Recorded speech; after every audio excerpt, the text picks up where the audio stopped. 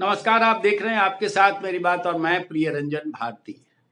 बिहार में लोकसभा चुनाव के दौरान एनडीए के भीतर सब कुछ ठीक ठाक नहीं चल रहा है और नहीं चल रहा है तो केवल एक घटक दल जनता दल यू नीतीश कुमार की वजह से ये सारा परिदृश्य उलझा हुआ दिख रहा है।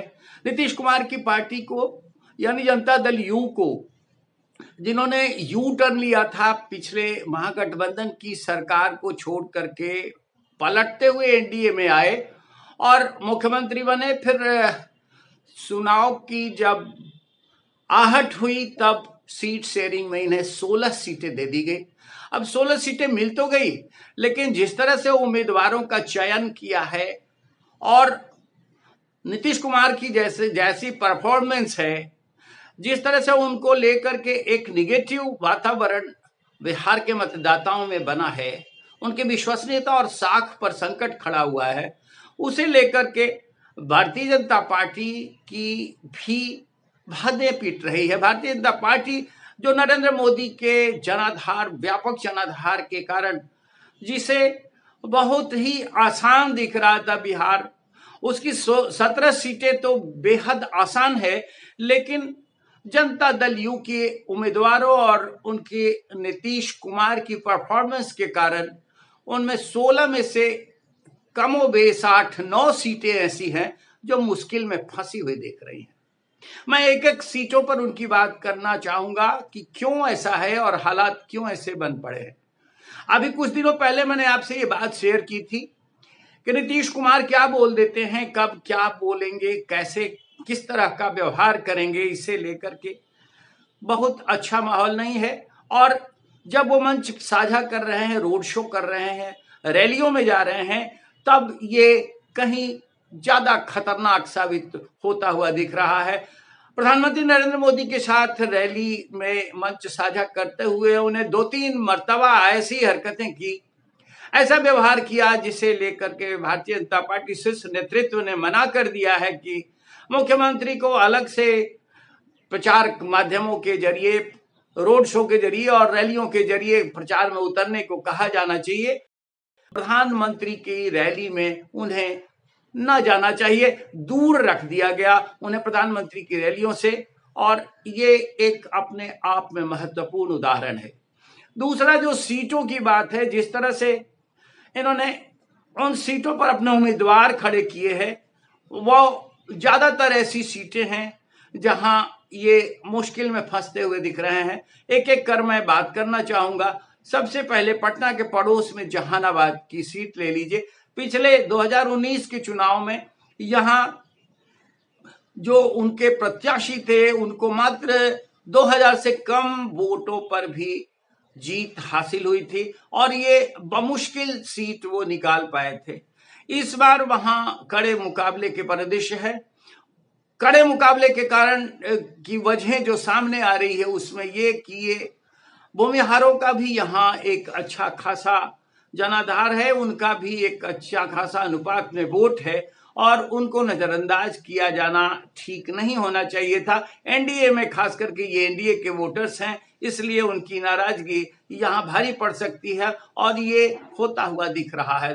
दो भूमिहार उम्मीदवार, एक तो आशुतोष कुमार और भूमिहार एक ब्राह्मण एकता मंच के, और दूसरे आशुतोष विनय कुमार, ये जो वहां मैदान में उतरने वाले हैं, जो तैयारियां कर रखी है, इससे इनकी मुश्किलें फंस रही हैं। और सबसे ज्यादा मुश्किल ये इसलिए फंस रही है कि ये बहुत ही डल, बहुत ही कमजोर उम्मीदवार हैं और ये शायद ही इस बार जीत पाए, जबकि मुकाबले में वहां बाहुबली नेता सुरेंद्र यादव हैं आरजेडी के, उनके मुकाबले ये पिछली बार भी इनकी घिग्गी बंधी थी। इस बार मोदी के बावजूद, प्रधानमंत्री मोदी के ऑरा के बावजूद ये शायद ही सीट निकाल पाए। दूसरी महत्वपूर्ण सीट अभी चर्चा का विषय बनी है पूर्णिया, जहां इनके संतोष कुशवाहा घिरे हुए हैं पप्पू यादव और बीमा भारती से। महत्वपूर्ण जंग छिड़ गई है। विपक्ष के नेता तेजस्वी यादव ने यहां तक कह दिया है कि एनडीए की जीत भले हो जाए, लेकिन पप्पू यादव को नहीं जीतना चाहिए। पप्पू यादव को हराने के लिए किसी भी कीमत पर विपक्ष जा रहा है, लेकिन संतोष कुशवाहा बड़ी मुश्किल में फंसे हैं और ये लगातार वो चौथी बार वो संसद का शायद ही प्रतिनिधित्व कर पाए, इसलिए भी कि उनकी आबादी कहीं दूसरी तरफ देख रही है। संतोष कुशवाहा के साथ मुश्किलें और भी खड़ी हो गई हैं। पप्पू यादव के मैदान में उतर आने से उनके लिए परेशानी है, क्योंकि जो यादव के अतिरिक्त दूसरे वर्ग के मतदाता हैं, दूसरे समाज और जातियों के मतदाता हैं, कुशवाहा समाज है, वो भी इनसे नाराज है, वो भी इन्हें सटीक नहीं मान रहा है। इस वजह से इनकी मुश्किलें बढ़ गई हैं। साथ साथ अब कटिहार की बात करें, कटिहार में जो इस बार दुलालचंद गोस्वामी निवर्तमान सांसद है जनता दल यू के, उनकी भी लड़ाई आसान नहीं दिख रही है। वो भी कमजोर उम्मीदवार हैं और तारिक अनवर जो लगातार 4 बार संसद में जा चुके थे, पिछले 2 मर्तबा से वो हार रहे हैं। अब इस बार उनकी लड़ाई कहीं खासा महत्वपूर्ण हो गई है, इसलिए कि दुलालचंद गोस्वामी के साथ भी यहाँ वही खड़ा हो रहा है कि ये एक ऐसे जुझारू उम्मीदवार नहीं है। लोगों के बीच इनकी लोकप्रियता और इनकी साख बहुत अच्छी नहीं मानी जाती है, लोगों के साथ सीधा कनेक्ट नहीं हो पाते हैं, काफी डल हैं। ये इस नाते भी इन पर ये तारिक अनवर इस बार भारी पड़ते हुए दिख रहे हैं और तारिक अनवर के भारी पड़ने की वजह से दुलालचंद गोस्वामी प्रधानमंत्री नरेंद्र मोदी के प्रभाव क्षेत्र के बावजूद यहाँ उतना हद तक कामयाब होते नहीं दिख पा रहे हैं। अभी तक की जो परिस्थितियां हैं, सबसे महत्वपूर्ण सीट नालंदा में जहां नीतीश कुमार का अपना गृह क्षेत्र है, उनकी अपनी जाति की आबादी, कुर्मी आबादी की बहुलता वाला ये सीट, और कौशलेंद्र कुमार भी उसी समुदाय उसी समाज से आते हैं, लेकिन इसके बावजूद कौशलेंद्र कुमार के साथ इस बार जो परेशानी खड़ी हो रही है, उनके व्यक्तित्व और उनकी साख के कारण है। वो काफी हद तक अपना प्रभाव नहीं मतदाताओं के बीच जमा पाए हैं, इसलिए उनके लिए परेशानियां हैं। उनके मुकाबले जिस तरह से वहां कांटे की लड़ाई फंसा रखी है आरजेडी ने, वो कहीं ज्यादा इनके लिए मुश्किलों भरा हो सकता है।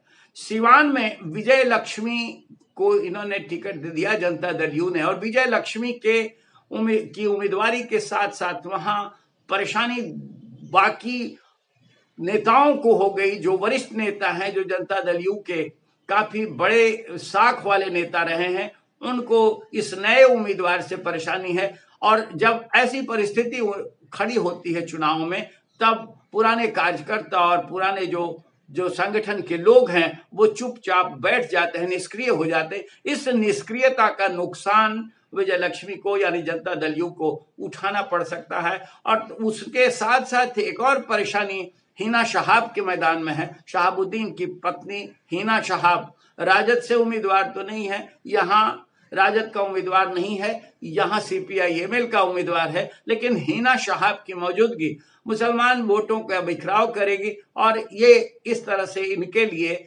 आसान नहीं होगा। दूसरे समाज के वोटर भी इनके साथ खुश नहीं है। सबसे महत्वपूर्ण ये होता है कि इनके जो कार्यकर्ता है जनता दल यू के, वो चुपचाप निष्क्रियता पूर्वक अगर बैठ जाते हैं तो जीत का डंका नहीं बजा सकता है जनता दल यू। और यहाँ फिर संख्या बल में एनडीए का बहुत ही नीचे जाने का जो रास्ता बनता दिख रहा है बिहार में, वो इस सिवान की सीट होकर के भी गुजर सकता है। सुपौल में पुराने इनके जो सांसद हैं कामत, उनको लेकर के भी नाराजगी है। उनके साथ नाराजगी उनकी निष्क्रियता को लेकर के है और निष्प्रभावी होने के कारण है। उनको बदलने की बात थी, लेकिन जनता दल यू नेतृत्व में जस का तस उन्हें खड़ा कर दिया, इसलिए वहां भी नाराजगी है। वहां भी काफी हद तक लोग निष्क्रियता पूर्वक मतदान से अलग हो सकते हैं और ये जनता दल यू पर भारी पड़ सकता है। शिवहर में इस बार जिस तरह से रमा देवी का टिकट करा करके उन्होंने, यहाँ जनता दल यू ने जिस तरह से लवली आनंद को मैदान में उतार दिया है, लवली आनंद के मैदान में उतर आने से जनता दल यू की आक्रामकता यहाँ बिल्कुल खत्म होती दिख रही है। जनता दल यू के अंदर बीजेपी के लोग, बीजेपी के नेता और कार्यकर्ता तो नाराज हैं ही, वो पहले ही से चुपचाप बैठे हुए हैं। जनता दल यू के कार्यकर्ताओं और उनके नेताओं में भी यहाँ नाराजगी है, वो भी लवली आनंद के नाम पर आगे नहीं आ पा रहे हैं। इस तरह से यहाँ मुकाबले में लवली आनंद काफी पिछड़ सकती हैं। मुंगेर में जहां खुद ललन सिंह उम्मीदवार हैं, वहां आपको जानकारी है, आपको पता है कि लालू यादव ने जिस तरह से कुशवाहा और कुर्मी मतों को तोड़ने के लिए, जदयू को कमजोर करने के लिए और भाजपा के आधार वोट में सेंधमारी के इंतजाम कर लिए हैं, अशोक महतो की पत्नी को मैदान में उतार दिया है। इससे वहां जो परिदृश्य बना है वो काफी हद तक ललन सिंह को संसद में पहुंचने से रोकने वाला सिद्ध हो सकता है, क्योंकि यहां दिख ये रहा है अब तक कि कुर्मी और कुशवाहा मतदाता विच्छेदित होते हुए नजर आ रहे हैं। वो अशोक महतो की पत्नी के लिए जो उम्मीदवार है राजद के, उनके लिए काम करते हुए नजर आ रहे हैं। और ये अगर होता है आगे भी तो फिर परेशानी ललन सिंह की बढ़ सकती है, क्योंकि न सिर्फ यहाँ भूमिहार मतदाताओं का वर्चस्व है, बल्कि कुशवाहा समाज और दूसरे पिछड़े वर्ग के वोटरों का भी काफी हद तक प्रभुत्व है। इस तरह हालांकि प्रधानमंत्री नरेंद्र मोदी खुद मुंगेर 26 तारीख को जाने वाले हैं, उनकी रैली होगी। इसके बाद क्या इम्पैक्ट पड़ता है, क्या यहाँ परिदृश्य उभर के आता है, ये देखने वाला होगा। लेकिन इससे भी कहीं ज्यादा दिलचस्प और रोचक कहानी समस्तीपुर की हो गई है, जहां एनडीए सरकार के, बिहार के नीतीश कुमार सरकार के 2 मंत्री आमने सामने खड़े हो गए हैं। और दोनों मंत्रियों का इस तरह से आमने सामने होना कई सवाल खड़े करता है, लेकिन एक सबसे बड़ा सवाल खड़ा करता है कि एनडीए के अधिकृत प्रत्याशी अशोक चौधरी की बेटी शांभवी चौधरी तो है तक ठीक है, लेकिन दूसरे जो विधानसभा के उपाध्यक्ष थे महेश्वर हजारी, उनके पुत्र सन्नी हजारी को कांग्रेस से उम्मीदवारी दे दी गई। और कांग्रेस का उम्मीदवार घोषित होने के बावजूद जिस तरह से अशोक चौधरी की पुत्री को लेकर के नीतीश कुमार के जनता दल यू खेमे में एक तरह की चहलकदमी शुरू हो गई है, लोगों में जो खास करके नीतीश कुमार पैनल के लोग हैं, उनके खास लोग हैं, वो सन्नी हजारी के साथ होते हुए दिख रहे हैं और अशोक चौधरी से नाराजगी उनकी ज्यादा दिख रही है। वो इस बात का भी संकेत कराती है कि एनडीए में रहते हुए क्या फिर जनता दल यू अपने कनेक्शन को जोड़े हुए है, अपने कनेक्शन को इंडिया गठबंधन से भी बनाए रखना चाहता है। क्योंकि जिस तरह से सन्नी हजारी के उम्मीदवारी को लेकर के लोगों ने, जनता दल यू के लोगों ने दिलचस्पी दिखाई है और अशोक चौधरी के प्रति नाराजगी दिखाना शुरू किया है, उससे भी इस बात के संकेत मिल रहे हैं और उससे भी इस बात का अंदाजा लगाया जा सकता है कि वहां अभी भी परिदृश्य जो बिहार के अंदर है वो उलझा हुआ है। पलटने के संकेत क्या आगे भी नहीं हो सकते हैं, पलटने की कहानी क्या आगे भी नहीं हो सकती है, इस पर सवाल खड़ा हो रहा है। अब देखना महत्वपूर्ण होगा कि इन 8, 10, 9 सीटों पर जिस तरह से जनता दल यू की घिघी बंधी हुई है और जनता दल यू के गले में फांस बंधी हुई है, वो नरेंद्र मोदी के 400 पार के लक्ष्य को कितना हद तक साध पाता है और बिहार में गाड़ी कहां तक आगे बढ़ पाती है। लेकिन ये महत्वपूर्ण होगा देखना कि नीतीश कुमार का साथ रहना एनडीए में कितना महत्वपूर्ण होता है और कितना घातक सिद्ध हो पाता है। देखते रहिए, चुनाव के नतीजे आने के बाद बहुत कुछ साफ हो जाएगा। अभी देखते रहिए, आपके साथ मेरी बात, बने रहिए हमारे साथ। अगर हमारे चैनल को सब्सक्राइब नहीं किया है आपने अभी तक, तो हमारे चैनल को सब्सक्राइब कीजिए और हमारे वीडियोज पर अपनी प्रतिक्रियाएं देते रहिए। नमस्कार।